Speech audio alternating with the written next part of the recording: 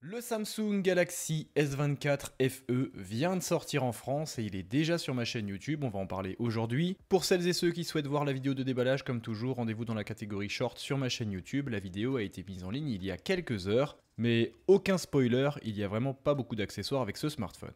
Voici donc, mesdames et messieurs, le Samsung Galaxy S24 FE, un produit commercialisé entre 749 et 809 euros en fonction de la version choisie. Vous avez actuellement en France une version 128 Go d'espace de stockage, vendue du coup, vous l'aurez compris, 749 euros. Et la version la plus haut de gamme actuellement disponible possède 256 Go d'espace de stockage. Celle-ci est proposée à 809 euros, c'est donc un smartphone qui, même s'il se présente comme un produit milieu de gamme, est à mon sens plutôt classé smartphone haut de gamme. Alors parlons déjà du design de ce smartphone. Ce qui choque immédiatement à la sortie de la boîte, je trouve que c'est le poids de l'appareil. Celui-ci pèse 213 grammes. Il est constitué d'un cadre intégralement réalisé en aluminium, donc ça pour le coup c'est plutôt premium et le feeling que ça donne en termes d'utilisation est plutôt agréable. Et c'est également un smartphone qui est plutôt imposant en termes d'utilisation et d'ergonomie, forcément avec un écran de 6,7 pouces où en plus l'optimisation de la face avant n'est pas exceptionnelle, rend immédiatement les manipulations un petit peu plus complexes. Point intéressant au niveau de son design et de son développement, ce smartphone est certifié IP68. A l'arrière de ce S24 FE, on retrouve cette jolie coque en verre. Pour le coup, elle est bien réalisée, c'est vraiment minimaliste. J'ai choisi de ne pas vous présenter la version noire, ça change un petit peu, ça c'est le coloris vert d'eau. Vous n'êtes pas sans savoir que la série FE pour Fan Edition est toujours un petit peu plus colorée. Samsung cible en effet un public un petit peu plus jeune et c'est en ce sens que ces modèles sont un petit peu plus agréables en termes de coloris. Et je trouve justement que cette couleur lui va plutôt bien. Dans les détails, au niveau de la coque arrière, on retrouve les informations de certification. Vous avez également le logo Samsung intégré sur le bas. Et on retrouve toujours sur le haut de la coque l'intégration de ces 3 capteurs photo ainsi qu'un flash LED avec cette intégration qui est propre à Samsung. Personnellement, pour la partie photo, tout du moins sur le papier, c'est une déception. C'est quand même un produit vendu plus de 700 euros et mis à part un capteur principal intéressant, le reste, ça laisse un peu à désirer. Le capteur principal est un bon capteur de 50 mégapixels, c'est une optique bien sûr grand angle de 24 mm, un diaphragme relativement lumineux même si d'autres concurrents font mieux qui ouvre à f1.8 et on retrouve également une bonne stabilisation optique, comme toujours qui dit forte définition de 50 mégapixels, dit également accès à une technologie de pixel binning pour générer des photosites du coup 4 fois plus grands, et de ce fait-là capturer des photographies en 12,5 mégapixels moins sensibles au bruit numérique. Deuxième capteur photo à l'arrière de ce Galaxy S24 FE, c'est un petit capteur de 8 mégapixels seulement avec un diaphragme qui ouvre à f2.4. C'est un téléobjectif x3, il s'agit donc d'une focale de 75 mm avec une bonne stabilisation optique. Personnellement, j'aurais aimé retrouver un petit peu plus de mégapixels sur cette optique-là, ça aurait été intéressant. 8 mégapixels à 750 euros en 2024, c'est un petit peu peu quand on s'appelle Samsung et quand on maîtrise vraiment le chapitre de la photographie, mais on pourra quand même apprécier le fait de retrouver une stabilisation optique qui est à mon sens quasiment obligatoire avec une telle longueur focale. Troisième et dernier capteur photo à l'arrière de ce smartphone, encore une fois ça n'est pas extraordinaire, c'est un capteur de 12 mégapixels, c'est une focale ultra grand angle avec un diaphragme qui ouvre à f2.2, ça apporte une polyvalence intéressante sur la captation photo, mais encore une fois on retrouve tous les défauts inhérents à ce type de longueur focale, notamment un manque de piqué sur les pourtours de la photographie, beaucoup de déformations nécessairement, mais encore une fois bien sûr cette optique vient combler l'ensemble grand angle téléobjectif. C'est une recette pratiquée par de nombreux constructeurs de smartphones. Pour la partie vidéo, ce smartphone peut filmer en 8K à 30 images par seconde, il peut également filmer en 4K à 30 et 60 images par seconde. Le chapitre vidéo est donc plutôt maîtrisé sur ce smartphone. Et enfin, pour en finir avec la partie photo et vidéo sur ce Galaxy S24 FE, au niveau du capteur frontal qui est directement dissimulé dans un poinçon intégré dans l'écran AMOLED, on retrouve encore une fois un capteur assez modeste de 10 mégapixels seulement, c'est une focale de 26 mm avec un diaphragme qui ouvre à f2.4, donc pas forcément très lumineux. Je posterai des selfies réalisés avec ce smartphone un petit peu plus tard. Néanmoins, sur le papier, je trouve que pour l'instant, sur l'aspect photo, ce smartphone est un petit peu en retrait par rapport à la concurrence. Au chapitre du design, on retrouve donc ce cadre intégralement réalisé en aluminium, on retrouve donc un bouton de contrôle volume plus et moins avec un bouton de démarrage physique. Ce bouton ne fait pas le lecteur d'empreinte, le lecteur d'empreinte est directement intégré sous l'écran AMOLED. La tranche inférieure, on retrouve une grille pour le premier haut-parleur de ce smartphone, rassurez-vous, il est équipé de 2 haut-parleurs stéréo plutôt performants, 2 microphones extérieurs et également le connecteur USB Type C. La tranche opposée pour le coup est vraiment très minimaliste, c'est très bien réalisé, pour le coup l'aluminium apporte vraiment un côté assez premium à ce smartphone. Et sur la tranche supérieure, on retrouve le tiroir nano SIM bien sûr compatible 5G et on retrouve également 2 microphones extérieurs.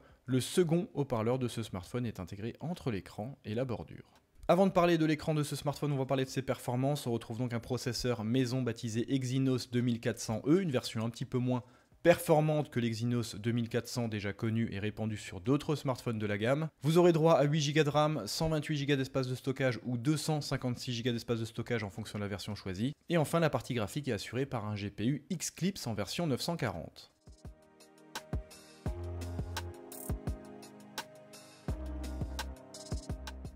Et bien sûr, dès l'achat, ce smartphone tourne nativement sous Android version 14 avec une surcouche maison bien connue aujourd'hui baptisée One UI. Et gros point fort au niveau de la politique de maintien des correctifs de sécurité et des mises à jour de ce smartphone, Samsung s'engage à réaliser 7 ans de mise à jour sur Android et 7 ans de mise à jour au niveau des correctifs de sécurité. C'est vraiment l'un des seuls gros points forts selon moi de ce smartphone.